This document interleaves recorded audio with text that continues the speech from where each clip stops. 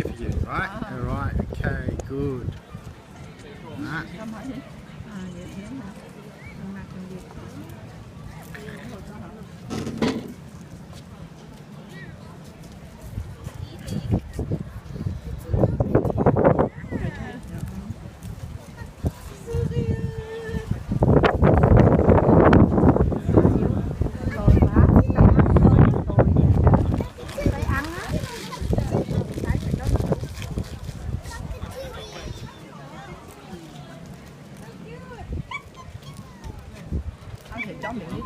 One more here.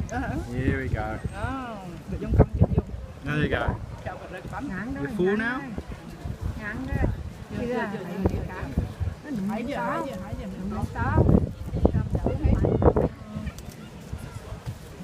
Ngọt quá, thằng này sao too sweet.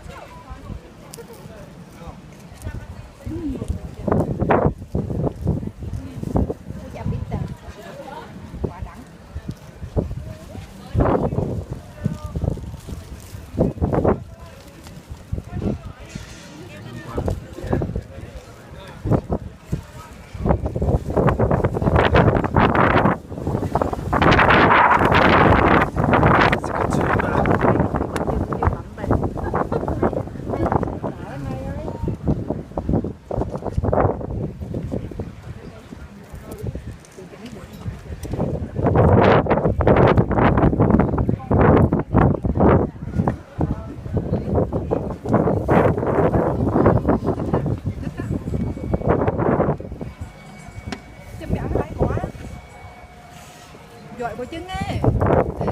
Đó chứ.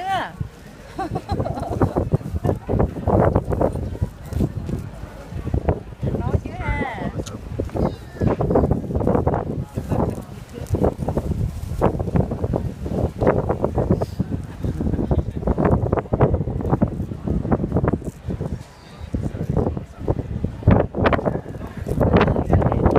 Cái mà giọt bay rồi.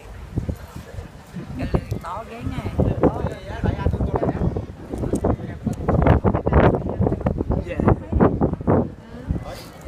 Thấy đi lên nguyên tử chứ. Nguyên đứa thì dân mà không sợ cả. Không sợ chứ hiểu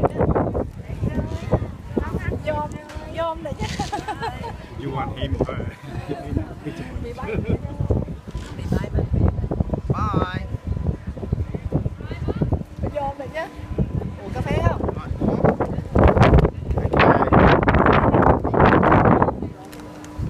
Đứa thì cầm dai á.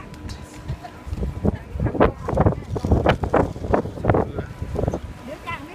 Đứa căng. Sườn mổ quá. Đứa thì ăn được. Sườn Không khổ đâu. Cầm dai của cái thôi. Khổ cái tay. Đây này. Đây này. Đây này thấy. Rồi bạn khó đấy các bạn ơi.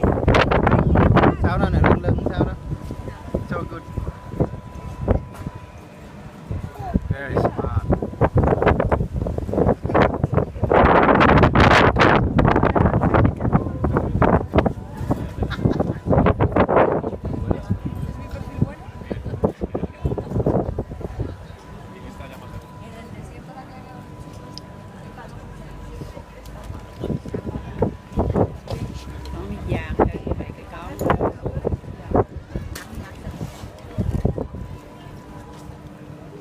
Nó rồi đấy nha. Nó rồi bị bỏ vô cống nhà đó.